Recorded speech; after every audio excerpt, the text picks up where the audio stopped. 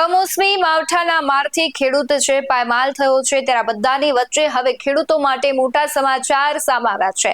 આવતીકાલથી ખેડૂતો સહાય માટે અરજી કરી શકશે। રાજ્ય સરકાર દ્વારા જે સહાય પેકેજ જાહેર કરવામાં આવ્યું હતું તેના માટે બપોરના 12 વાગ્યાથી 15 દિવસ સુધી આ પોર્ટલ પર ઓનલાઈન અરજી કરવાની રહેશે। જે સરકારે 10,000 કરોડની સહાયની જાહેરાત કરી હતી તેના માટે આવતીકાલથી ખેડૂતો છે હવે અરજી કરી શકશે। કયા પોર્ટલ પર અરજી કરવાની છે, કેટલા વાગ્યાથી શરૂ થશે અને કેટલા દિવસ સુધી કરી શકશે તે જ આ વિડીયોમાં વાત કરવી છે। નમસ્કાર, BS9 ટીવી ન્યૂઝમાં આપની સાથે હું ભગવતી વિશાવડિયા।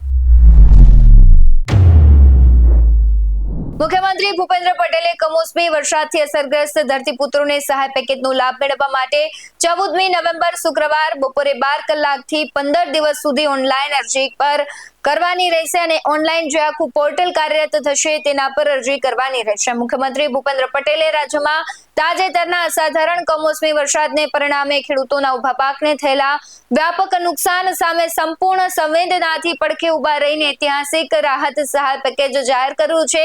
આ ઐતિહાસિક અને ઉદારતમ રાહત પેકેજ છે અંતર્ગત 9,815 કરોડ રૂપિયા ધરતીપુત્રોને થયેલા નુકસાનની સહાય પેટે ફાળવવામાં આવ્યા છે।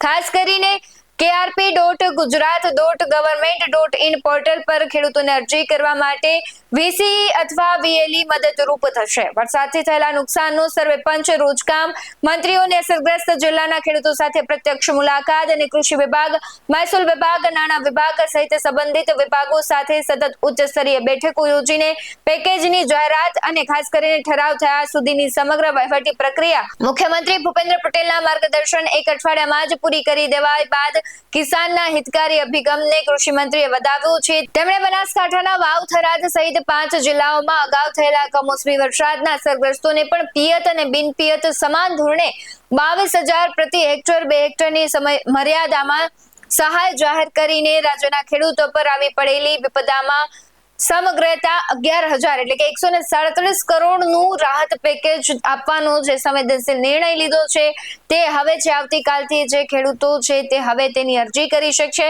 ખાસ કરીને વાત કરી કૃષિ મંત્રીની જીતુ વાઘાણીએ મુખ્યમંત્રી ભૂપેન્દ્ર પટેલના દિશા દર્શનમાં રાજ્ય સરકારના કૃષિ વિભાગે જાહેર કરેલા રાહત પેકેજની ઠરાવની જાહેરાત કરતા કહ્યું હતું કે આ પેકેજનો લાભ મેળવવા માટે 14 નવેમ્બર શુક્રવાર બપોરે 12 કલાકથી 15 દિવસ સુધી ઓનલાઈન પોર્ટલ છે તે કાર્યરત કરાશે અને તેના પર છે ખેડૂતોને અરજી કરવાની રહેશે।